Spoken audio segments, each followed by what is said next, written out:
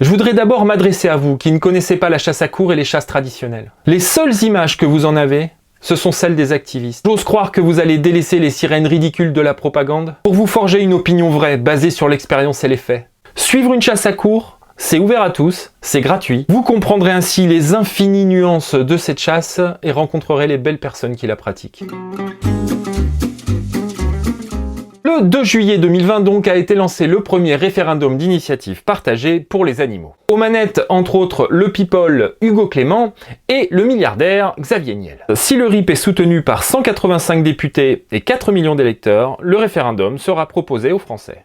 Qui a fait cette liste? Xavier Niel et Hugo Clément? Ils ont décidé devant un petit barbecue rosé de ce qui était le cœur de la souffrance animale? Et les autres sujets, ils sont passés où? C'est Hugo qui a décidé que la chasse à courre était bien plus problématique que l'urbanisation galopante qui détruit les espaces naturels? Confondre maltraitance et prédation, c'est juste une posture antispéciste. Le sujet de ce RIP n'est pas le bien-être animal. Parce que j'ai un scoop pour vous. Le bien-être animal me concerne, comme il concerne toutes les personnes normalement constituées. Chacun de ces 6 sujets mériterait un rapport, une expertise, une projection des conséquences de son interdiction. Un travail scientifique quoi. J'ai un avis bien sûr, mais il est basé sur du ressenti, pas sur du savoir. On devrait tous avoir l'humilité de ne pas parler de sujets qu'on ne maîtrise pas. Est-ce que je crois ou est-ce que je sais?